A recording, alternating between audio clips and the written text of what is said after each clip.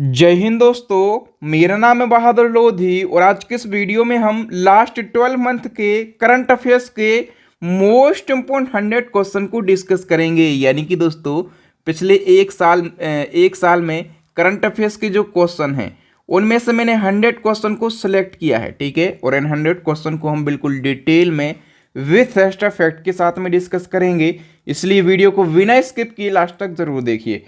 तो आइए दोस्तों बिना किसी देरी के शुरुआत कर लेते हैं नंबर फर्स्ट क्वेश्चन से।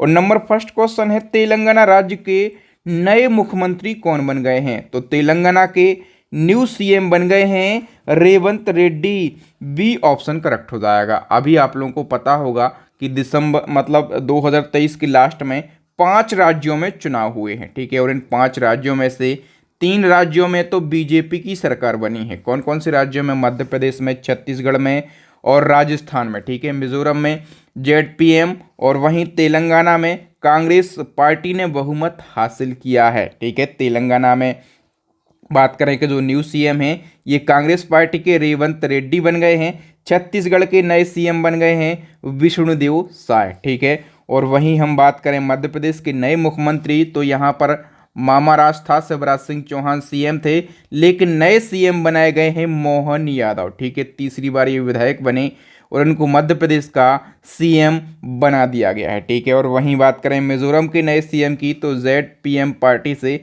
लाल दुहोमा जो हैं ये मिजोरम के नए सीएम बन गए हैं, ठीक है। अभी आप जब भी वीडियो देखें तो तब तक राजस्थान के नए सीएम बन जाएंगे, ठीक है। तो आपको कमेंट करके बताना है कि राजस्थान के नए सीएम कौन बन गए हैं। आइए नंबर सेकंड क्वेश्चन की हम बात करें। हाल ही में दुनिया के 8वें अजूबे के रूप में किसे मान्यता दी गई? 8वें अजूबे यानी कि जो 8th वंडर ऑफ वर्ल्ड है, ये मान्यता दी गई है अंकोर वाट मंदिर को।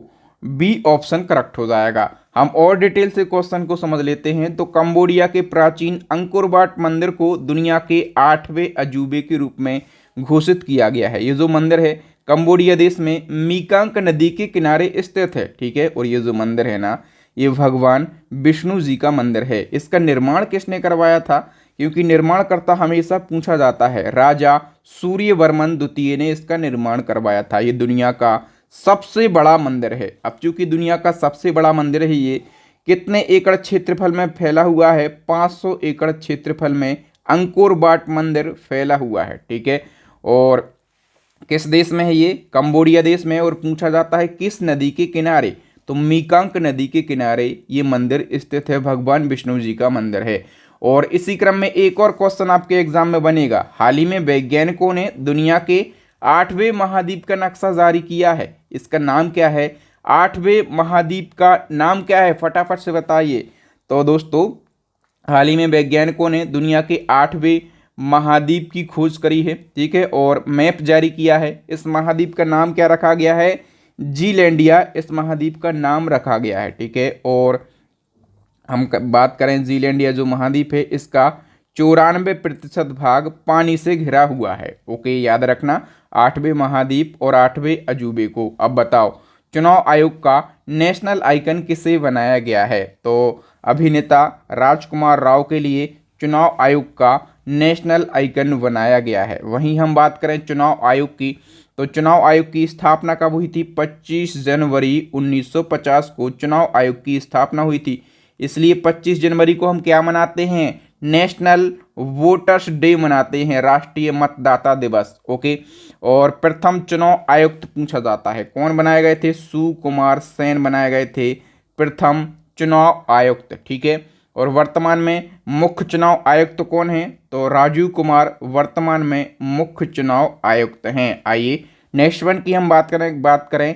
केंद्रीय मंत्री नितिन गडकरी ने देश का सबसे ऊंचा राष्ट्रीय ध्वज किस बॉर्डर पर फहराया है? तो दोस्तों याद रखना, देश का सबसे ऊंचा राष्ट्र ध्वज किसने फहराया है? नितिन गडकरी ने, ठीक है। ये कौन है? केंद्रीय सड़क परिवहन और राजमार्ग मंत्री हैं, ठीक है। और देश का सबसे ऊंचा राष्ट्र ध्वज इन्होंने फहराया है। इसकी ऊंचाई कितनी है? 418 फीट इस ध्वज की ऊंचाई है। ओके। और हम बात करें कि ये किस बॉर्डर पर फहराया गया है, तो अटारी बाघा बॉर्डर पर ये फहराया गया है, ठीक है। ये बॉर्डर कहाँ पर है? तो भारत पाक की सीमा के बीच में ये स्थित है, ठीक है। और हम बात करें कहाँ पर, तो पंजाब के अमृतसर में स्थित है ये बॉर्डर। ओके, इसी क्रम में एक और क्वेश्चन आपके एग्जाम में बनेगा, गृह मंत्री अमित शाह ने पूर्वोत्तर के सबसे ऊंचे तिरंगे का अनावरण मणिपुर के किस जिले में किया है? इसका करेक्ट आंसर हो जाएगा मणिपुर के मोइरांग जिले में। ठीक है, अभी हमने देश का सबसे ऊंचा तिरंगे की बात करी जो कि नितिन गडकरी ने फहराया था। अब हम बात कर रहे हैं पूर्वोत्तर के सबसे ऊंचे तिरंगे की। ये किसने फहराया है? तो गृह मंत्री अमित शाह ने फहराया है। डिटेल से समझ लेते हैं। अमित शाह ने 6 जनवरी 2023 को मणिपुर के मोइरांग जिले में स्थित आज़ाद हिंद फौज मुख्यालय पर 165 फीट ऊंचे तिरंगे का अनावरण किया है, जो कि पूरे नॉर्थ ईस्ट में सबसे ऊंचा राष्ट्रध्वज है। नेक्स्ट क्वेश्चन है, संयुक्त राष्ट्र विश्व पर्यटन संगठन ने किस भारतीय गांव को दुनिया का सर्वश्रेष्ठ पर्यटन गांव घोषित किया है? दुनिया का सर्वश्रेष्ठ पर्यटन गांव किसको घोषित किया गया है? धोर्डो गांव के लिए घोषित किया गया है। और ये जो धोर्डो गांव है ये किस राज्य का गांव है? तो दोस्तों याद रखना ये गुजरात राज्य का गांव है। और यदि आपसे पूछा जाए गुजरात के किस जिले का ये गांव है तो कच्छ जिले का गांव है और इसको दुनिया का सर्वश्रेष्ठ पर्यटन गांव घोषित किया गया है। और इसी क्रम में आपके एग्जाम में एक और क्वेश्चन बनेगा, किस राज्य का विश्वनाथ घाट गांव 2023 में भारत का सर्वश्रेष्ठ पर्यटन गांव बना है? अब भारत का सर्वश्रेष्ठ पर्यटन गांव की बात कर लेते हैं तो विश्वनाथ घाट गांव बना है। ठीक है, और ये गांव कहाँ पर स्थित है, किस राज्य में? तो ये असम राज्य में स्थित है। ठीक है, और इस गांव को गुप्त काशी, क्या गुप्त काशी के नाम से भी जाना जाता है। ओके, नेक्स्ट वन की हम बात करें, भारत के पहले गांव के नाम से किस गांव को जाना जाएगा? भारत के पहले गांव के नाम से जाना जाएगा दोस्तों माड़ा गांव के लिए।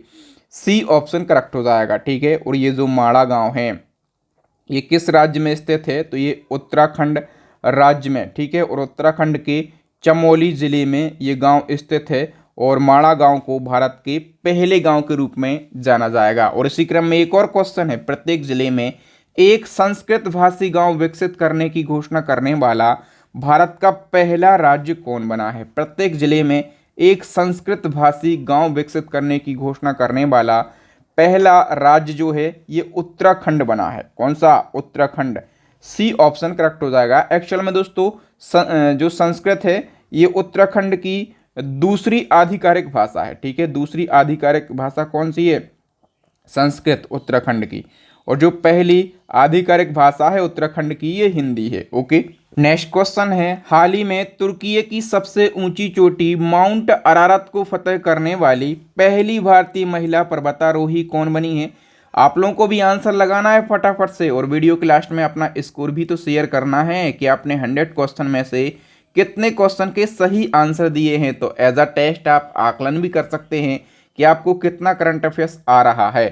तो माउंट अरारत को फतह करने वाली पहली भारतीय महिला पर्वतारोही जो है ये बन गई हैं लक्ष्मी झा। ठीक है, और लक्ष्मी झा की बात करें ये किस राज्य से बिलोंग करती हैं? तो ये बिहार राज्य से बिलोंग करती हैं। नेक्स्ट क्वेश्चन है, वैश्विक भुखमरी सूचकांक 2023 यानी कि ग्लोबल हंगर इंडेक्स 2023 में भारत की रैंक क्या रही है? तो इसमें भारत 111वें स्थान पर रहा है।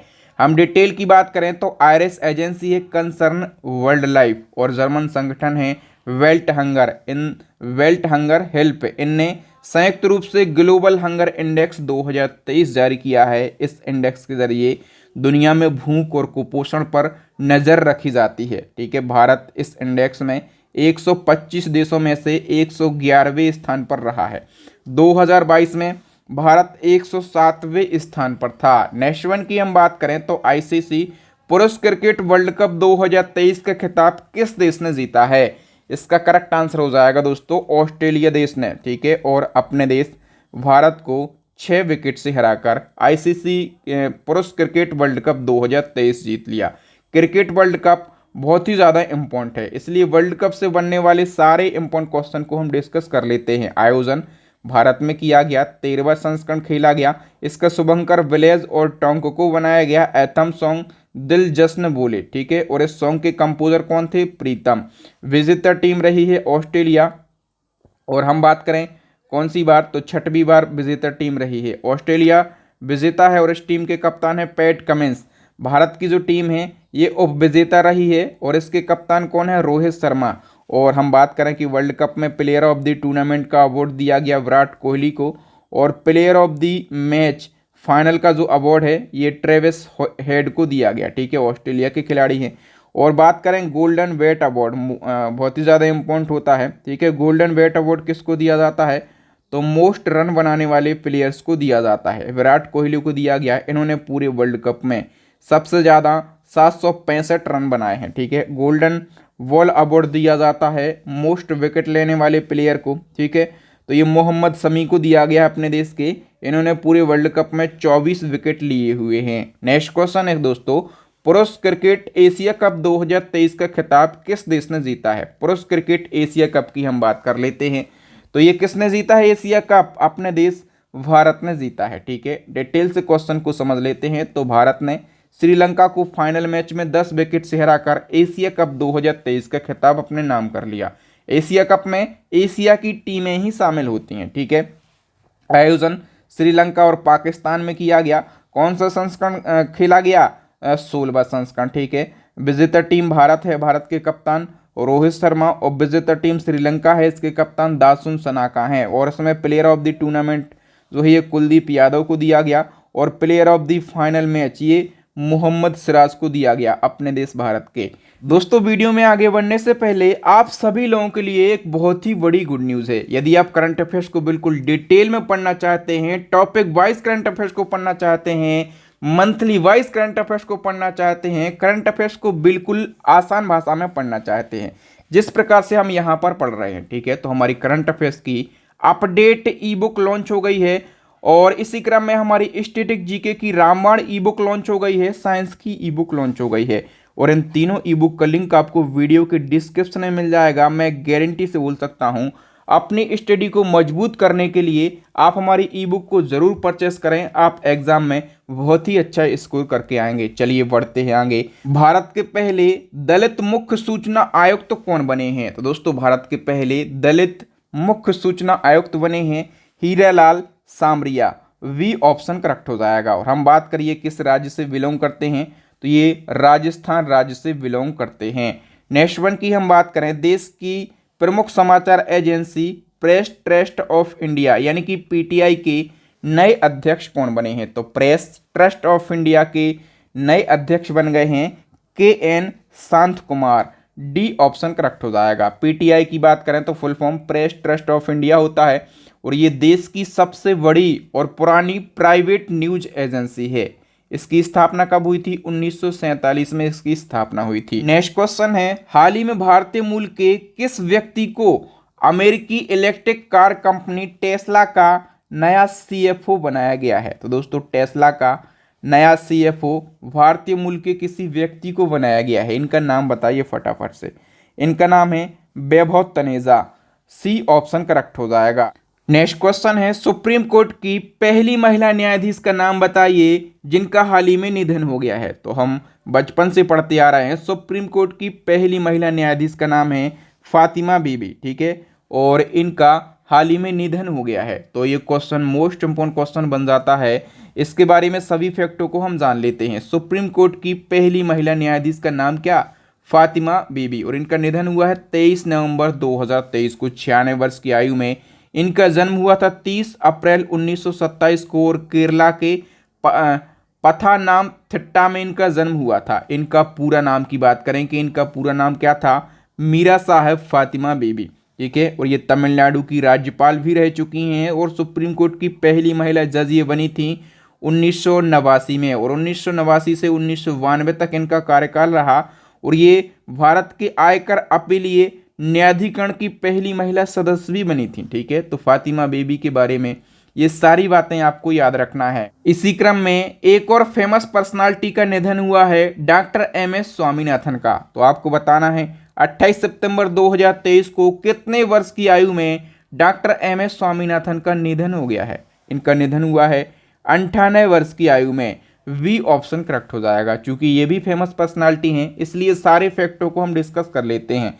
पहला क्वेश्चन तो यही पूछा जाएगा, MS स्वामीनाथन कौन थे? तो ये भारतीय कृषि विज्ञानी थे, और 28 सितंबर 2023 को चेन्नई में 98 वर्ष की आयु में इनका निधन हो गया है। ठीक है, इनको ही भारत में हरित क्रांति का जनक माना जाता है। मोस्ट इंपोर्टेंट फैक्ट है, इनका जन्म हुआ था कुंभकोणम तमिलनाडु में, और पूरा नाम क्या है तो मनकोम्बू संबशिवन स्वामीनाथन इनका पूरा नाम है। ठीक है, इनको राज्यसभा के लिए नॉमिनेट किया गया 2007 में।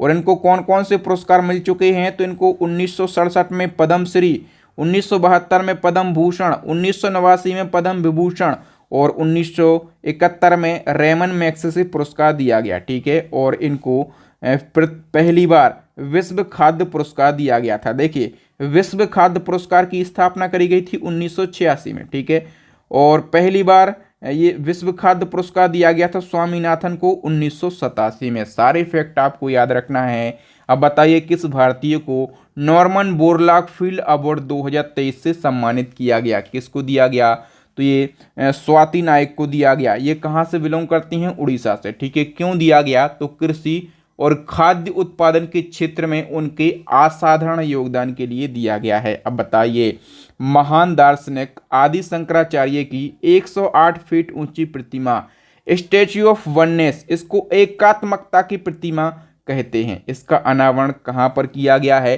करेक्ट आंसर हो जाएगा दोस्तों मध्य प्रदेश के ओमकारेश्वर में। डी ऑप्शन करेक्ट हो जाएगा। ठीक है, और उद्घाटन किसने किया है तो शिवराज सिंह चौहान, जो कि मध्य प्रदेश के अभी तो सीएम है। ठीक है, कल शपथ कौन लेते हैं? यदि आप शपथ के बाद वीडियो देख रहे हैं तो आप हमें बताएं कि किसने शपथ ली है एमपी के सीएम के रूप में। ओके, अब बताइए, रक्षा मंत्री राजनाथ सिंह ने वर्तमान सुरक्षा चुनौतियों से निपटने के लिए किस प्रोजेक्ट को लॉन्च किया है? वर्तमान में जो सुरक्षा चुनौतियां हैं उनसे निपटने के लिए रक्षा मंत्री जी ने प्रोजेक्ट उद्भव को लॉन्च किया है। ए ऑप्शन करेक्ट हो जाएगा, प्रोजेक्ट उद्भव। सारे फैक्टों को हम जान लेते हैं। तो वर्तमान में जो सुरक्षा चुनौतियां हैं उनसे निपटने के लिए प्राचीन ज्ञान, जैसे प्राचीन ज्ञान में जो युद्ध कला होती थी पुराने जमाने में, ठीक है, कूटनीति और भव्य रणनीति को भारतीय ग्रंथों से प्राप्त करके और आधुनिक सैन्य तरीकों के साथ में मिश्रित करने की भारतीय सेना की एक पहल है प्रोजेक्ट उद्भव। ठीक है, और इसका उद्घाटन किसने किया है तो रक्षा मंत्री राजनाथ सिंह ने इसका उद्घाटन किया है। नेक्स्ट क्वेश्चन है, हाल ही में किसने आयुष्मान भवा अभियान का शुभारंभ किया है? आयुष्मान भवा अभियान का शुभारंभ किया है राष्ट्रपति द्रौपदी मुर्मू ने। वी ऑप्शन करेक्ट हो जाएगा। और इसका उद्देश्य क्या है तो आयुष्मान कार्ड प्रदान करना, आभा आईडी उपलब्ध कराना और स्वास्थ्य से जुड़े जितने भी मतलब महत्वपूर्ण योजनाएं चल रही हैं उनके बारे में अवेयर करना इसका प्रमुख उद्देश्य है। अब बताओ, वर्ल्ड हैप्पीनेस इंडेक्स की, वर्ल्ड हैप्पीनेस इंडेक्स के अनुसार दुनिया का सबसे खुशहाल देश कौन सा है? करेक्ट आंसर हो जाएगा दोस्तों ऑप्शन सी, फिनलैंड। ठीक है, हम डिटेल की बात कर लेते हैं। तो यूनाइटेड नेशंस के सस्टेनेबल डेवलपमेंट सॉल्यूशंस नेटवर्क के द्वारा वर्ल्ड हैप्पीनेस इंडेक्स जारी किया गया और इसमें फिनलैंड लगातार छठे साल दुनिया का सबसे खुशहाल देश है। और हम बात करें भारत कौन से स्थान पर है तो 126वें स्थान पर है। मैंने बताया फिनलैंड टॉप पर है, डेनमार्क दूसरे स्थान पर है और आइसलैंड जो है ये तीसरे स्थान पर है। और इसी क्रम में विश्व प्रेस स्वतंत्रता सूचकांक 2023 में भारत की रैंकिंग बताइए फटाफट से।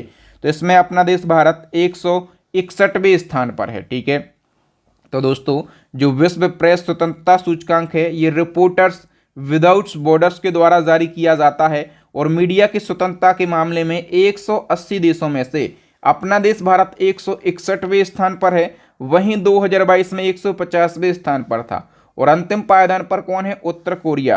पहले स्थान पर नॉर्वे है, दूसरे पर आयरलैंड है और तीसरे पर डेनमार्क है। नेक्स्ट क्वेश्चन की बात करें, वैश्विक आतंकवाद सूचकांक 2023 यानी कि टेररिज्म इंडेक्स की हम बात करें तो इसके अनुसार भारत आतंकवाद से प्रभावित देशों की सूची में किस स्थान पर है? करेक्ट आंसर हो जाएगा अपन आतंकवाद से प्रभावित देशों में 13वें स्थान पर हैं। डिटेल की बात करें तो वैश्विक आतंकवाद सूचकांक 2023 के अनुसार आतंकवाद प्रभावित देशों में अफगानिस्तान पहले पायदान पर, पड़ोसी देश जो पाकिस्तान है ये छठे पायदान पर, अपना देश भारत 13वें पायदान पर। और इसको कौन जारी करता है तो institute for economics and peace Australia की संस्था के द्वारा ये जारी किया जाता है। नेक्स्ट क्वेश्चन है, हाल ही में अंतर्राष्ट्रीय बुकर पुरस्कार 2023 किसे दिया गया? अंतर्राष्ट्रीय बुकर पुरस्कार की हम बात कर रहे हैं, ये दिया गया है जॉर्जी गोस्पिनरोव के लिए। ए ऑप्शन करेक्ट हो जाएगा। और डिटेल की बात करें तो अंतर्राष्ट्रीय बुकर पुरस्कार बुल्गारिया के लेखक जॉर्जी गोस्पिनरोव के लिए दिया गया और इनके उपन्यास टाइम शेल्टर के लिए दिया गया। ठीक है, 2022 वाला अपने देश की गीतांजलि श्री को दिया गया था। ठीक है, इनकी पुस्तक रेत का मकबरा यानी कि टॉम्ब ऑफ सैंड के लिए दिया गया था। अच्छा, ये तो हमने बात करी अंतर्राष्ट्रीय बुकर पुरस्कार की। इसी क्रम में एक और क्वेश्चन पूछा जाता है, बुकर पुरस्कार। बुकर पुरस्कार बिल्कुल अलग है। तो बुकर पुरस्कार 2023 दिया गया है पॉल लिंच को। आपको ये बताना है कि ये जो पॉल लिंच हैं इनका संबंध किस देश से है, फटाफट से बताइए। इनका संबंध है आयरलैंड देश से। वी ऑप्शन करेक्ट हो जाएगा। तो दोस्तों बुकर पुरस्कार 2023 पॉल लिंच को दिया गया। ठीक है, और इनके उपन्यास पैगंबर सॉन्ग के लिए दिया गया। इनका संबंध आयरलैंड से है। और वहीं 2022 का जो बुकर पुरस्कार है ये सेहन करुणा तिलक को दिया गया था और इनके उपन्यास the seven moon of Maali Almeida के लिए, और इनका संबंध श्रीलंका देश से था। ओके, नेक्स्ट क्वेश्चन है, हाल ही में गणित में ब्रेकथ्रू पुरस्कार 2023 से किसे सम्मानित किया गया? तो गणित में ब्रेकथ्रू पुरस्कार डैनियल स्पीलमैन के लिए दिया गया है।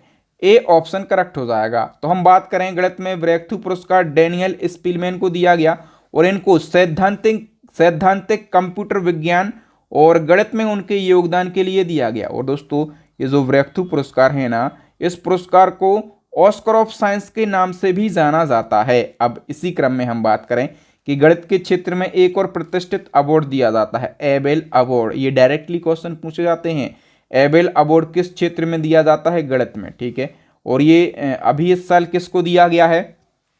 तो ये लुइस कैफरेली को दिया गया है। ठीक है, अमेरिकी गणितज्ञ लुइस कैफरेली के लिए एबेल अवार्ड 2023 से सम्मानित किया गया। ठीक है, और एबेल अवार्ड जो है दुनिया में गणित का एक प्रतिष्ठित अवार्ड है और इसको गणित का नोबेल प्राइज कहा जाता है। ठीक है, इसकी शुरुआत नॉर्वे की सरकार ने करी थी 2001 में।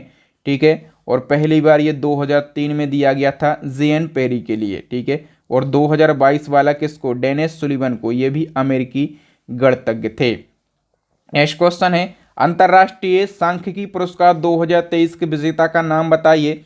करेक्ट आंसर हो जाएगा दोस्तों, ये दिया गया है कल्याणपुरी राधाकृष्ण राव के लिए। बी ऑप्शन करेक्ट हो जाएगा। हम बात करें कल्याणपुरी राधाकृष्ण राव एक भारतीय अमेरिकी गणितज्ञ और सांख्यिकीविद हैं और अंतर्राष्ट्रीय सांख्यिकी पुरस्कार ये 2016 में स्थापित किया गया। ठीक है, और ये पुरस्कार हर 2 साल में किसी एक व्यक्ति या फिर टीम को दिया जाता है। ये पुरस्कार सांख्यिकी का उपयोग करके साइंस, टेक्नोलॉजी और मानव कल्याण में योगदान देने वाले व्यक्तियों को दिया जाता है।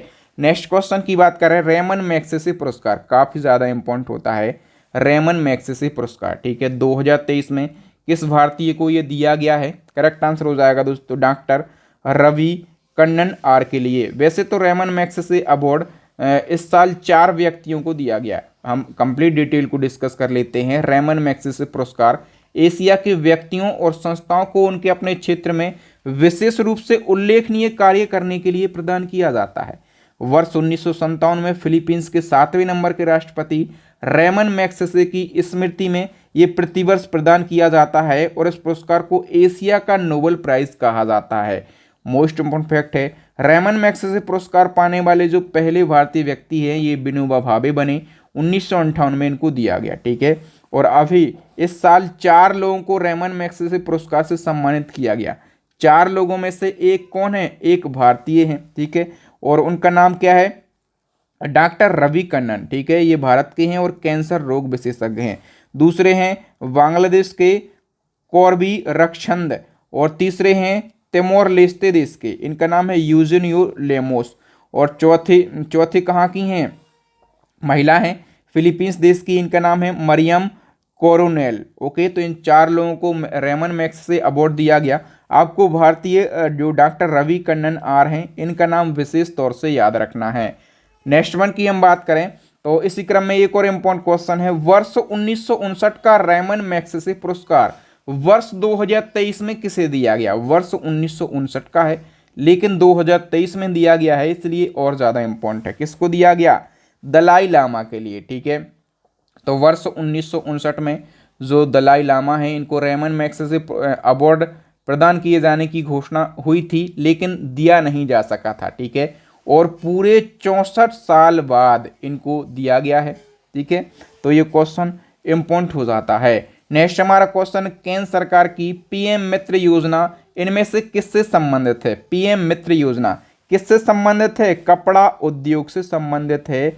ए ऑप्शन करेक्ट हो जाएगा। डिटेल की बात करें तो पीएम मित्र योजना की घोषणा करी गई थी अक्टूबर 2021 में, लेकिन इस हम बात करें कि इसकी शुरुआत या फिर इसको मंजूरी दी गई है 17 मार्च 2023 को। इसका उद्देश्य कपड़ा उद्योग में निवेश को बढ़ाना तथा विश्व स्तर पर प्रतिस्पर्धा बनाए रखना है। जो पीएम मित्र टर्म है, इसका फुल फॉर्म है PM mega integrated textile region and apparel, इसका फुल फॉर्म है।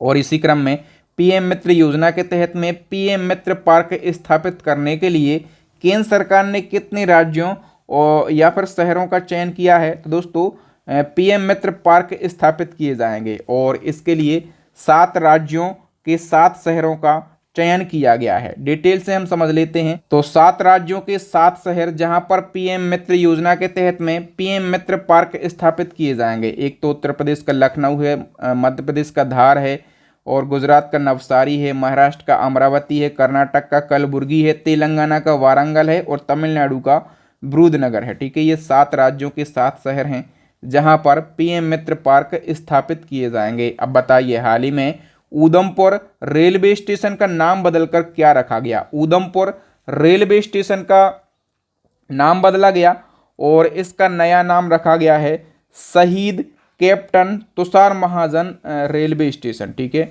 और ये रेलवे स्टेशन कहाँ पर है? जम्मू कश्मीर का ये रेलवे स्टेशन है। नेक्स्ट क्वेश्चन है, एनसीईआरटी की उच्च स्तरीय कमेटी ने 12वीं क्लास तक की सामाजिक विज्ञान की पुस्तकों में इंडिया शब्द की जगह पर किस नाम के इस्तेमाल करने का सुझाव दिया है?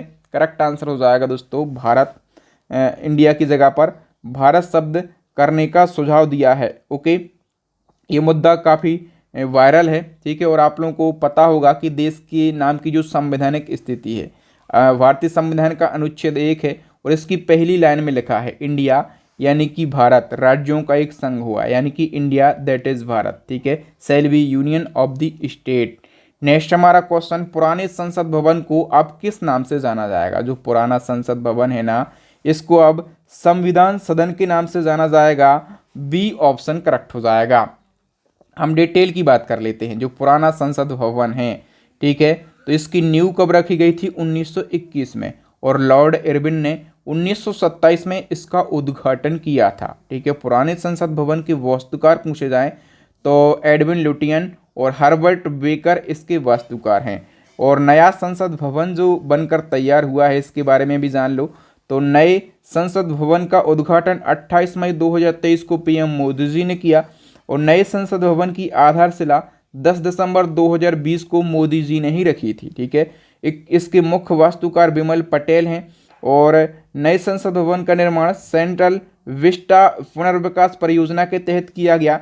नए संसद भवन का जो निर्माण है ना, ये टाटा प्रोजेक्ट लिमिटेड कंपनी ने किया है। तो ये जो फैक्ट मैंने आपको बताए हैं, इन फैक्टों में से एक नंबर आपके क्वेश्चन में डेफिनेटली देखने के लिए मिलेगा। अब बताइए, चांद पर जिस जगह पर चंद्रयान 3 का लैंडर लैंड हुआ है, उस स्थान को किस नाम से जाना जाएगा? तो चंद्रयान 3 का लैंडर जहां पर लैंड हुआ है, उस स्थान को शिव शक्ति पॉइंट के नाम से जाना जाएगा। वी ऑप्शन करेक्ट हो जाएगा। हम सारे फैक्टों को समझ लेते हैं। तो चंद्रयान 3 की सफल लैंडिंग के बाद पीएम मोदी जी ने 3 बड़ी घोषणाएं कर दी। एक घोषणा करी है कि 23 अगस्त को चंद्रयान 3 के चंद्रमा के दक्षिण ध्रुव पर सफल लैंड होने के उपलक्ष्य में अब हर साल 23 अगस्त को क्या मनाया जाएगा? राष्ट्रीय अंतरिक्ष दिवस, यानी कि नेशनल स्पेस डे। ठीक है, और दूसरी घोषणा है कि जिस जगह पर चंद्रयान 3 का लैंडर लैंड हुआ है, उस जगह को किस नाम से जाना जाएगा? शिव शक्ति पॉइंट। और तीसरी घोषणा करी है कि चंद्रयान 2 ने जिस जगह पर अपने पद चिन्ह छोड़े थे, चंद्रयान 2 ने जहां पर पद चिन्ह छोड़े थे, उस स्थान को तिरंगा पॉइंट के नाम से जाना जाएगा। तो ये 3 घोषणाएं आपको याद रखना है। अब बताओ, ग्लोबल जेंडर गैप इंडेक्स में भारत कौन से स्थान पर रहा है? करेक्ट आंसर हो जाएगा दोस्तों, भारत 127वें स्थान पर रहा है। ठीक है, और जो विश्व आर्थिक मंच है इसके द्वारा ग्लोबल जेंडर गैप इंडेक्स जारी किया गया और 146 देशों में से भारत 127वें स्थान पर रहा है। आइसलैंड टॉप पर रहा है, नॉर्वे दूसरे स्थान पर और फिनलैंड जो है ये तीसरे स्थान पर रहा है। बताओ वैश्विक शांति सूचकांक 2023 में भारत कौन से स्थान पर रहा है? करेक्ट आंसर हो जाएगा 126वें स्थान पर। ठीक है, और institute for economic and peace के द्वारा जारी किया गया वैश्विक शांति सूचकांक यानी कि ग्लोबल पीस इंडेक्स 163 देशों में से भारत 126वें स्थान पर रहा है। आइसलैंड पहले स्थान पर, डेनमार्क दूसरे पर, आयरलैंड तीसरे पर। और ग्लोबल पीस इंडेक्स की बात करें तो किसी देश में शांति के स्तर का आकलन किया जाता है इसमें। ठीक है, वहाँ पर कितनी हिंसा हुई है या फिर कितनी हिंसा होने का डर है, इसके आधार पर देशों को रैंकिंग दी जाती है। बताइए संघाई सहयोग संगठन यानी कि SCO शिखर सम्मेलन 2023 का आयोजन किस देश में किया गया? तो अपने देश में SCO समिट 2023 का आयोजन किया गया है। ठीक है, डिटेल की बात करें कौन सा संस्करण आयोजित हुआ है? 23वां, और आयोजन भारत की राजधानी नई दिल्ली में किया गया है। इसकी अध्यक्षता करी है PM मोदी जी ने और इसकी थीम रही है सुरक्षित SCO। ठीक है, और 2023-24 के लिए SCO की सांस्कृतिक और पर्यटन राजधानी कजाकिस्तान के अलमाटी को बनाया गया है। और इसी क्रम में अभी SCO का 9वां स्थायी सदस्य देश कौन सा बना है? फटाफट से बताइए। जो ईरान है ना, ये SCO का 9वां स्थायी सदस्य देश बना है। हम बात करें SCO की तो Shanghai corporation organisation full form, स्थापना 2001 में, हेडक्वार्टर है चाइना के बीजिंग में और इसके स्थायी सदस्य देश कितने हो गए हैं? अब 9 हो गए हैं। ठीक है, चाइना, रूस, कजाकिस्तान, तजाकिस्तान, उज्बेकिस्तान, किर्गिस्तान, अपना देश भारत और पाकिस्तान 2017 में SCO के सदस्य देश बने और 2023 में ईरान जो है ये SCO का स्थायी सदस्य देश बना है। नेक्स्ट क्वेश्चन है क्वाड शिखर सम्मेलन 2024 की मेजबानी कौन सा देश करेगा? तो क्वाड शिखर सम्मेलन 2024 की मेजबानी अपने देश भारत के लिए दी गई है। ठीक है, हम बात करें क्वाड समूह की तो इसका उद्देश्य है हिंदी प्रशांत क्षेत्र को किसी बाहरी शक्ति के प्रभाव से मुक्त रखने के लिए नई रणनीति। ठीक है, क्वाड के 4 सदस्य देश हैं, भारत है, जापान, ऑस्ट्रेलिया और अमेरिका। इसकी स्थापना 2017 में की गई थी और क्वाड शिखर सम्मेलन 2023 जापान में हुआ है और 24 की मेजबानी कौन करेगा? अपना देश भारत मेजबानी करेगा। बताइए 42वां आसियान शिखर सम्मेलन 2023 कहाँ आयोजित हुआ है? करेक्ट आंसर हो जाएगा दोस्तों इंडोनेशिया में। ठीक है, और इंडोनेशिया के जकार्ता में आयोजन किया गया और इसकी अध्यक्षता किसने करी है? तो इंडोनेशिया के राष्ट्रपति कौन है? जोको विडोडो ने इसकी अध्यक्षता करी है। बताइए 26वें यूथ फेस्टिवल 2023 का आयोजन कहाँ पर किया जाएगा?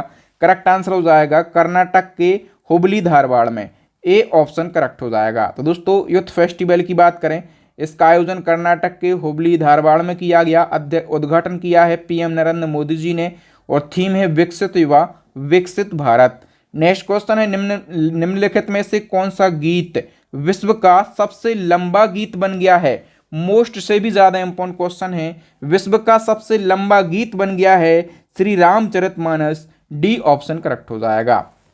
और दोस्तों हम बात करें कि इस गीत को किसने अपनी आवाज दी है तो इनका नाम है जगदीश पिल्लई। क्या नाम है? जगदीश पिल्लई ने इस गीत को अपनी आवाज दी है। सबसे लंबा ये गीत बना है तो इसकी अवधि कितनी है? 138 घंटे और 41 मिनट 20 सेकंड इस गीत की अवधि है। नेक्स्ट क्वेश्चन है गोरखपुर का रिकॉर्ड तोड़कर दुनिया के सबसे लंबे प्लेटफॉर्म वाला रेलवे स्टेशन कौन सा बन गया है? करेक्ट आंसर हो जाएगा दोस्तों option D Shri सिद्धारूदास Swami ji railway station. और ये रेलवे स्टेशन कहां पर है? कर्नाटक जिले के हुबली जिले में ये स्थित है। नेक्स्ट हमारा क्वेश्चन है हाल ही में VRO ने कहां पर दुनिया की सबसे ऊंची सड़क का निर्माण शुरू किया है? दुनिया की सबसे ऊंची सड़क का निर्माण जो है ये कहां पर शुरू हुआ है? लद्दाख में शुरू हुआ है। कहां पर? लद्दाख में। ए ऑप्शन करेक्ट हो जाएगा। तो लद्दाख के डैम चौक सेक्टर में दुनिया की सबसे ऊंची सड़क का निर्माण शुरू हो चुका है और ये रोड है ना 19,400 फीट ऊंचाई से होकर गुजरेगी और इस सड़क का नाम लुकरू मील ला फुचके रखा गया है। नेक्स्ट क्वेश्चन है किस राज्य ने कुंवारों और विधुर के लिए पेंशन योजना शुरू की है। तो कुंवारों और विधुरों के लिए हरियाणा राज्य ने पेंशन योजना शुरू की है। यहाँ पर 40 साल से लगाकर 60 साल तक के जो कुंवारे और विधुर हैं, ठीक है, उनको 2750 रुपये प्रति माह पेंशन के रूप में दी जाएगी। और इसी क्रम में किस राज्य सरकार ने बुजुर्ग पेड़ों के लिए प्राण वायु देवता पेंशन योजना शुरू की है? जो बुजुर्ग पेड़ हो चुके हैं, ठीक है, उनके लिए ये योजना हरियाणा राज्य ने शुरू करी है।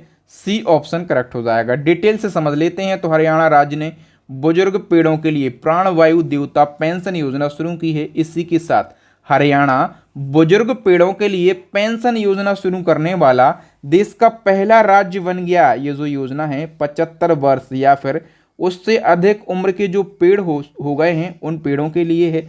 और इस योजना के तहत राज्य के निवासियों को उनकी संपत्ति पर मौजूद बुजुर्ग पेड़ों के रखरखाव और देखभाल के लिए 2750 रुपये प्रति वर्ष दिए जाएंगे। यानी कि एक पेड़ के 2750 रुपये दिए जाएंगे। मतलब बहुत बड़ी बात है और ये काफ़ी अच्छी पहल है। नेक्स्ट हमारा क्वेश्चन है, दुनिया का सबसे बड़ा कार्यालय भवन कहाँ पर बनाया गया जिसका उद्घाटन पीएम नरेंद्र मोदी जी ने किया? तो दुनिया का सबसे बड़ा कार्यालय भवन जो है ये गुजरात के सूरत में बनाया गया और उद्घाटन किसने किया? तो पीएम नरेंद्र मोदी जी ने इसका उद्घाटन किया है। अब बताओ, बिहार खादी हस्तशिल्प और हैंडलूम का ब्रांड एम्बेसडर किसे बनाया गया है? मैथिली ठाकुर के लिए। मैथिली ठाकुर को कहीं ना कहीं आप लोगों ने ज़रूर सुना होगा। ये प्रसिद्ध लोक गायिका हैं और उभरती हुई युवा कलाकार हैं। और इसी क्रम में भारत निर्वाचन आयोग ने प्रसिद्ध लोक गायिका मैथिली ठाकुर को किस राज्य का आइकन बनाया है? तो निर्वाचन आयोग ने इनको बिहार राज्य का आइकन बनाया है। नेक्स्ट, अभी मैंने निर्वाचन आयोग के नेशनल आइकन का नाम बताया था। फटाफट से कमेंट सेक्शन में बताइए। नेक्स्ट क्वेश्चन है, हाल ही में आईटी कंपनी इन्फोसिस के ब्रांड एम्बेसडर कौन बने? तो इन्फोसिस के जो ब्रांड एम्बेसडर हैं ये राफेल नडाल बने। ठीक है, राफेल नडाल स्पेन के टेनिस खिलाड़ी हैं। ठीक है, तो राफेल नडाल इसके एम्बेसडर हैं और एगा स्विएटेक भी हैं। कौन? एगा स्विएटेक। ठीक है, तो एगा स्विएटेक की हम बात करें, ये कौन है? तो ये पोलैंड की महिला टेनिस खिलाड़ी हैं और ये दोनों ही इन्फोसिस कंपनी के ब्रांड एम्बेसडर हैं। लेकिन ऑप्शन में केवल राफेल नडाल है, तो option A is the correct answer. Next question है, नया सवेरा नामक योजना को किस केंद्रीय मंत्रालय के द्वारा शुरू किया गया? करेक्ट आंसर हो जाएगा दोस्तों केंद्रीय अल्पसंख्यक कार्य मंत्रालय के द्वारा।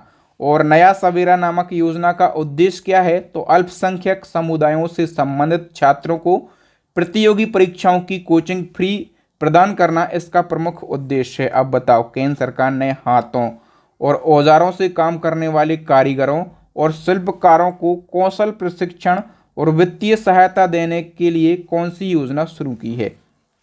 करेक्ट आंसर हो जाएगा पीएम विश्वकर्मा कौशल सम्मान योजना। नेक्स्ट हमारा क्वेश्चन, किस राज्य ने राज्यों की जेल का नाम बदलकर सुधार गृह कर दिया है? तो उत्तर प्रदेश राज्य में जो जेलें हैं ना, इनका नाम क्या हो गया है? सुधार गृह। नेक्स्ट हमारा क्वेश्चन है, वर्ष 2024 तक दुनिया का सबसे बड़ा धार्मिक स्मारक वैदिक तारामंडल कहाँ पर बनाया जाएगा? करेक्ट आंसर हो जाएगा दोस्तों मायापुरी में। ठीक है, और पश्चिम बंगाल के कहाँ पर? पश्चिम बंगाल के नदिया जिले में स्थित है मायापुरी।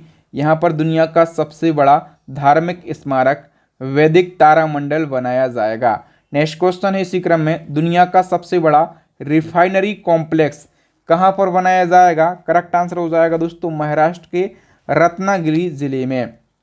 नेक्स्ट क्वेश्चन है, भारत का पहला स्वदेशी विकसित ई ट्रैक्टर किसने लॉन्च किया है? करेक्ट आंसर हो जाएगा और केंद्रीय मंत्री डॉक्टर जितेंद्र सिंह ने। हम डिटेल की बात करें तो भारत का पहला स्वदेशी ई ट्रैक्टर, इसको नाम दिया गया है प्राइमा 8011। ठीक है, और इसको केंद्रीय मंत्री डॉक्टर जितेंद्र सिंह ने लॉन्च किया है। और इस ट्रैक्टर को central mechanical engineering research institute, जो कि दुर्गापुर का एक इंस्टीट्यूट है, इसके द्वारा विकसित किया गया है।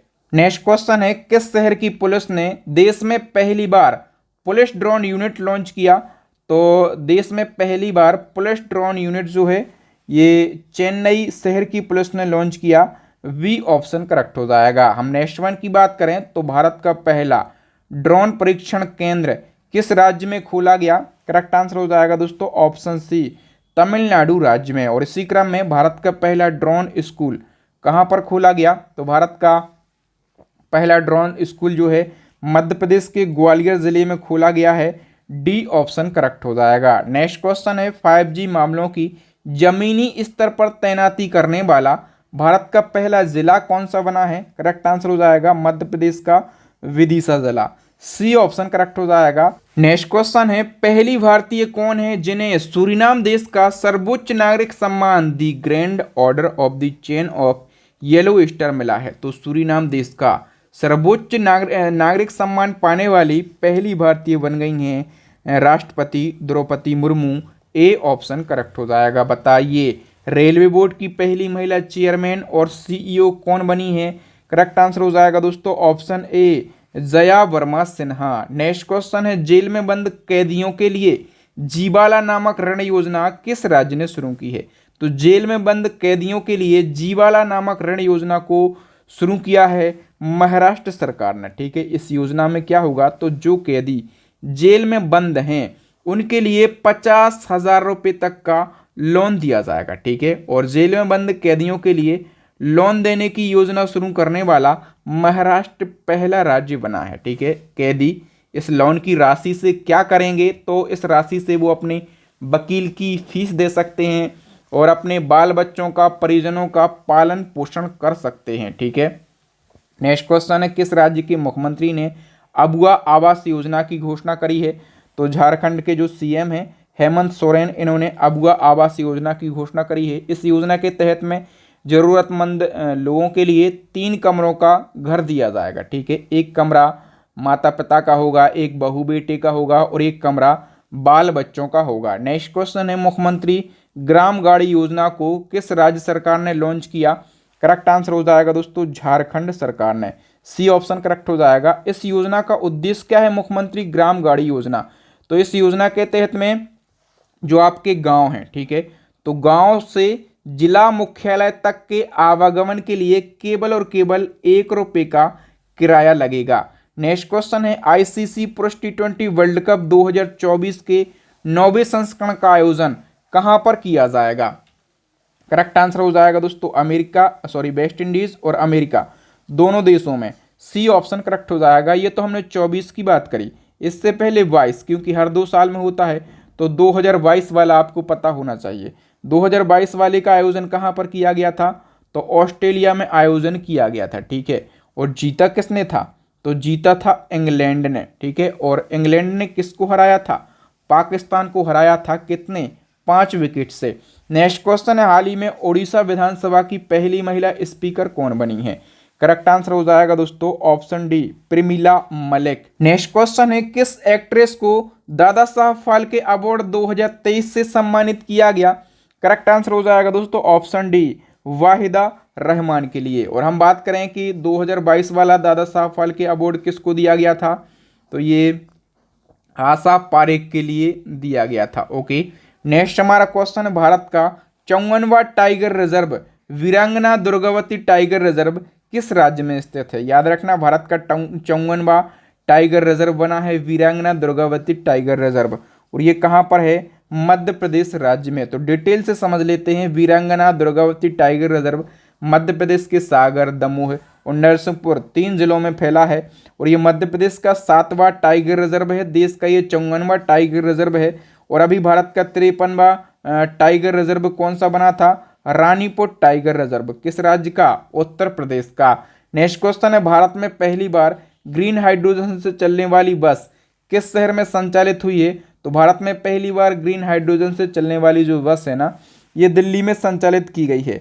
डी ऑप्शन करेक्ट हो जाएगा। नेक्स्ट क्वेश्चन है भारत और किस देश की नौसेना के बीच में सिम्बेक्स द्विपक्षीय युद्ध अभ्यास हुआ है?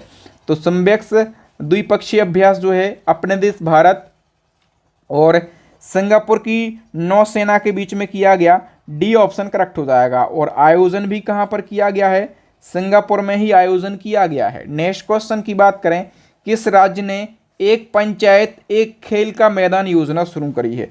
तो ये जो योजना है ये केरला राज्य ने शुरू करी है। नेक्स्ट क्वेश्चन है यूनेस्को ने किस भारतीय शहर को संगीत का शहर यानी कि सिटी ऑफ म्यूजिक घोषित किया है? तो सिटी ऑफ म्यूजिक ये मध्य प्रदेश के ग्वालियर को घोषित किया गया है। और इसी क्रम में अभी यूनेस्को ने भारत का पहला साहित्य शहर यानी कि सिटी ऑफ लिटरेचर किसे घोषित किया है? करेक्ट आंसर हो जाएगा दोस्तों केरला के कोझिकोड को। सी ऑप्शन करेक्ट हो जाएगा। नेक्स्ट क्वेश्चन है, पश्चिम बंगाल सरकार ने किसे अपना नया ब्रांड एम्बेसडर बनाया है? तो सौरभ गांगुली पश्चिम बंगाल सरकार के नए ब्रांड एम्बेसडर बन गए हैं। नेक्स्ट हमारा क्वेश्चन, अंतर्राष्ट्रीय सौर गठबंधन का 95वां सदस्य देश कौन सा बना है? करेक्ट आंसर हो जाएगा दोस्तों ऑप्शन बी चिली देश। ठीक है, चिली के बारे में बात करें तो राजधानी है सैंटियागो, राष्ट्रपति हैं ग्रेबियल बोरेक और करेंसी है चिली पीसो। नेक्स्ट क्वेश्चन है, हाल ही में भारत का नया महासर्वेक्षक किसे नियुक्त किया गया? करेक्ट आंसर हो जाएगा हितेश कुमार एस मकबाना के लिए। नेक्स्ट क्वेश्चन है, सैयद मुश्ताक अली ट्रॉफी 2023 का खिताब किस टीम ने जीता है? करेक्ट आंसर हो जाएगा दोस्तों पंजाब ने। ठीक है, और डायरेक्टली क्वेश्चन पूछा जाता है सैयद मुश्ताक अली ट्रॉफी का संबंध किस खेल से है? तो क्रिकेट खेल से इसका संबंध है। नेक्स्ट क्वेश्चन है, नेशनल जियोग्राफिक सर्वेक्षण के अनुसार कौन सा राज्य 2024 में घूमने के लिए सबसे बढ़िया गंतव्य है यानी कि बेस्ट डेस्टिनेशन है? तो कौन सा राज्य है? सिक्किम जो है ये घूमने के लिए सबसे बेस्ट डेस्टिनेशन है। नेक्स्ट क्वेश्चन है, जमानत पर रिहा किए गए आरोपियों के पैर में जीपीएस ट्रैकर लगाने वाली देश की पहली पुलिस कौन सी बनी है? तो जो आरोपी जमानत पर छोड़ दिए जाते हैं उनके पैर में जीपीएस ट्रैकर लगाने वाली देश की पहली पुलिस जम्मू कश्मीर पुलिस बनी है। सी ऑप्शन करेक्ट हो जाएगा। नेक्स्ट क्वेश्चन है, किस देश के पूर्व क्रिकेटर मुथैया मुरलीधरन की बायोपिक 800 रिलीज हुई है? तो 800 ये मुथैया मुरलीधरन की बायोपिक है और ये किस देश के क्रिकेटर हैं? तो ये श्रीलंका के क्रिकेटर हैं। वी ऑप्शन करेक्ट हो जाएगा। नेक्स्ट क्वेश्चन है, अयोध्या में कितने दिए जलाकर नया वर्ल्ड रिकॉर्ड बनाया गया? तो कितने दिए जलाए गए हैं अयोध्या में 2024 में? तो दोस्तों 22 लाख दिए जलाए गए हैं। ठीक है, और एक नया वर्ल्ड रिकॉर्ड बनाया गया। अच्छा, राम मंदिर का उद्घाटन कब किया जाना है? तो अभी 22 जनवरी 2024 को। नेक्स्ट क्वेश्चन है, किस देश की प्रधानमंत्री शेख हसीना दुनिया की सबसे लंबे समय तक शासन करने वाली महिला प्रमुख बन गई हैं? तो शेख हसीना ये कहाँ की प्रधानमंत्री हैं? तो ये बांग्लादेश की प्रधानमंत्री हैं और ये दुनिया की सबसे लंबे समय तक शासन करने वाली महिला प्रमुख बन गई हैं। ठीक है, बांग्लादेश की बात करें तो ये एशिया महाद्वीप में स्थित है। राजधानी यहाँ की ढाका है, करेंसी टका है और यहाँ की पीएम कौन है जो कि सबसे लंबे समय तक शासन करने वाली महिला प्रमुख बन गई? इनका नाम है शेख हसीना वाजेद। और बांग्लादेश के राष्ट्रपति हैं शहाबुद्दीन चुप्पू, ये इसी साल बने हैं। कौन से नंबर के राष्ट्रपति हैं? तो ये 22वें नंबर के राष्ट्रपति हैं। अब बताओ, हाल ही में किस बैंक को change maker of the year award 2023 से सम्मानित किया गया? तो आरबीआई बैंक के लिए सम्मानित किया गया यानी कि रिजर्व बैंक ऑफ इंडिया के लिए। ठीक है, और इसी क्रम में सेंट्रल बैंकिंग पब्लिकेशन के द्वारा गवर्नर ऑफ द ईयर 2023 पुरस्कार से किसे सम्मानित किया गया है? तो शक्तिकांत दास के लिए सम्मानित किया गया। और शक्तिकांत दास ये आरबीआई के वर्तमान गवर्नर हैं। शक्तिकांत दास आरबीआई के 25वें नंबर के गवर्नर हैं। नेक्स्ट क्वेश्चन है, हाल ही में जारी वैश्विक नवाचार सूचकांक 2023 में भारत किस स्थान पर रहा है? करेक्ट आंसर हो जाएगा 40वें स्थान पर। ठीक है, तो वैश्विक नवाचार सूचकांक की बात करें तो ये विश्व बौद्धिक संपदा संगठन के द्वारा जारी किया गया। टोटल 132 देशों को जगह दी गई है और 132 देशों में से अपना देश भारत 40वें स्थान पर है। स्विट्जरलैंड पहले स्थान पर, स्वीडन दूसरे स्थान पर और यूएसए जो है ये तीसरे स्थान पर है। और भारत कौन से स्थान पर है? 40वें स्थान पर। बताइए, भारतीय मूल की किस वैज्ञानिक को जलवायु परिवर्तन के क्षेत्र में कार्य करने के लिए स्पिनोजा पुरस्कार से सम्मानित किया गया? सबसे पहले स्पिनोजा हम पुरस्कार की बात करें, ये नीदरलैंड का सर्वोच्च वैज्ञानिक पुरस्कार है। ठीक है, और भारतीय मूल की वैज्ञानिक जोएता गुप्ता के लिए दिया गया। ठीक है, तो जो जोएता गुप्ता हैं ये भारतीय मूल की डच पर्यावरण वैज्ञानिक हैं। नेक्स्ट हमारा क्वेश्चन, बीसीसीआई ने भारतीय महिला क्रिकेट टीम का नया मुख्य कोच किसे नियुक्त किया है? करेक्ट आंसर हो जाएगा दोस्तों अमोल मजूमदार के लिए, ठीक है। अमोल मजूमदार जो हैं ये पूर्व क्रिकेटर हैं। नेक्स्ट क्वेश्चन, किस देश की अदालत ने भारत के 8 पूर्व नौसेना अधिकारियों को मौत की सजा सुनाई है? भारत के 8 पूर्व नौसेना अधिकारी हैं और इनके लिए कतर देश की अदालत ने मौत की सजा सुनाई है। और कतर की अदालत ने किस आरोप में इनको ये सजा सुनाई है? तो जासूसी करने के आरोप में, ठीक है। ऐसा इन पर आरोप लगा कि ये जासूसी कर रहे थे। नेक्स्ट क्वेश्चन है, विश्व एथलेटिक्स ने वर्ष 2023 के लिए एथलीट ऑफ द ईयर के लिए किसे नामित किया है? करेक्ट आंसर हो जाएगा दोस्तों भाला फेंक खिलाड़ी नीरज चोपड़ा के लिए बी ऑप्शन करेक्ट हो जाएगा। बताइए, भारत हैवी इलेक्ट्रिक लिमिटेड यानी कि भेल के निदेशक के रूप में किसे नियुक्त किया गया? तो भेल की जो न्यू डायरेक्टर हैं ये बन गई हैं वानी वर्मा। ए ऑप्शन करेक्ट हो जाएगा। डिटेल से क्वेश्चन को समझ लेते हैं। भेल, इसका full form Bharat heavy electric limited, और भारत में सार्वजनिक क्षेत्र की इंजीनियरिंग व विनिर्माण क्षेत्र की सबसे बड़ी कंपनी है। इसकी स्थापना 1964 में हुई थी और हेडक्वार्टर कहाँ पर है? न्यू दिल्ली में। एक डायरेक्टली क्वेश्चन पूछा जाता है एग्जाम में कि भेल की स्थापना किस देश के सहयोग से हुई थी? कई बार पूछा गया है। तो ब्रिटेन देश के सहयोग से भेल की स्थापना हुई थी 1964 में। नेक्स्ट क्वेश्चन है, दिव्यांगजनों के लिए देश का पहला हाईटेक खेल प्रशिक्षण केंद्र कहाँ स्थापित हुआ है? करेक्ट आंसर हो जाएगा मध्य प्रदेश के ग्वालियर जिले में। ए ऑप्शन करेक्ट हो जाएगा, ठीक है। और इसका उद्घाटन पीएम नरेंद्र मोदी जी ने किया है 2 अक्टूबर को, और इसका नाम पूर्व प्रधानमंत्री अटल बिहारी वाजपेयी के नाम पर रखा गया। नेक्स्ट क्वेश्चन है, उड़ीसा का नया राज्यपाल किसे बनाया गया? तो रघुवर दास के लिए उड़ीसा का नया गवर्नर बनाया गया है। और इसी क्रम में अभी त्रिपुरा के नए गवर्नर बने हैं। त्रिपुरा के नए गवर्नर बने हैं इंद्र सेना Reddy Nallu. D option correct हो जाएगा। नेक्स्ट क्वेश्चन है, 72वीं मिस यूनिवर्स प्रतियोगिता 2023 का खिताब किसने जीता है? करेक्ट आंसर हो जाएगा सेनिस पलासियोस ने। और ये कहाँ की हैं? ये निकारागुआ देश की हैं। हम डिटेल से क्वेश्चन को समझ लेते हैं। मिस यूनिवर्स प्रतियोगिता 2023 कौन सा संस्करण है? 72वां। आयोजन किया गया अल सल्वाडोर देश में, ठीक है। और दोस्तों याद रखना, इस प्रतियोगिता में भारत की तरफ से श्वेता शारदा ने भाग लिया। श्वेता शारदा चंडीगढ़ की हैं। और इस प्रतियोगिता में पहली बार पाकिस्तान देश ने भी डेब्यू किया। और इस प्रतियोगिता में दुनिया भर की 86 सुंदरियों ने भाग लिया। और इससे पहले हम बात करें कि 71वीं मिस यूनिवर्स प्रतियोगिता किसने जीती थी 2022 वाली? तो अमेरिका की आर वोनी ग्रेबियल ने। और इससे पहले 70वीं भी इम्पोर्टेंट है क्योंकि ये प्रतियोगिता 2021 में अपने देश की बेटी हरनाज कौर संधू ने जीती थी। तो दोस्तों यहाँ पर हमने करंट अफेयर्स के 100 मोस्ट इंपॉर्टेंट क्वेश्चन को डिस्कस किया। सबसे पहले तो आप अपना स्कोर कमेंट कीजिए कि आपने 100 क्वेश्चन में से कितने क्वेश्चन के सही आंसर दिए। और इसी प्रकार से यदि आप करंट अफेयर्स के 5000 से ज़्यादा डिटेल क्वेश्चन को पढ़ना चाहते हैं बिल्कुल आसान भाषा में, 5000 से ज़्यादा, ठीक है, टॉपिक वाइज करंट अफेयर्स को पढ़ना चाहते हैं, मंथली करंट अफेयर्स को पढ़ना चाहते हैं और करंट अफेयर्स में फुल स्कोर करना चाहते हैं, तो हमारी करंट अफेयर्स की अपडेट ई बुक को आप ज़रूर परचेस कर लीजिए। बच्चे बोल रहे थे कि सर हर महीने अपडेट, तो एक प्लान है मेंबरशिप का 149 का। यदि आप इस प्लान को लेते हैं डायरेक्टली आप हमें फ़ोन पे कर सकते हैं। 149 आपको 1 साल तक हर महीने की 5 तारीख को करंट अफेयर्स की अपडेट ई बुक सेंड की जाएगी, ठीक है। 1 महीने की आपको परचेस करना है तो 69 की है। और इसी क्रम में हमारी स्टैटिक जीके की रामायण ई बुक लॉन्च हो गई है, साइंस की ई बुक लॉन्च हो गई है। इन सभी ई बुक का लिंक आपको वीडियो के डिस्क्रिप्शन में मिल जाएगा। मैं बार बार बोलता हूँ कि पूरे यूट्यूब की सबसे बेस्ट ई बुक हैं। एक बार आप अपने बहादुर सर पर विश्वास करके इन ई बुक को परचेस करके देखें, आप भी कहेंगे वाह सर क्या मेहनत करके आपने बेस्ट कंटेंट को तैयार किया है। अंतिम क्वेश्चन हमेशा की तरह चैलेंजिंग क्वेश्चन होता है, इसका आंसर आपको कमेंट सेक्शन में कमेंट करके देना है।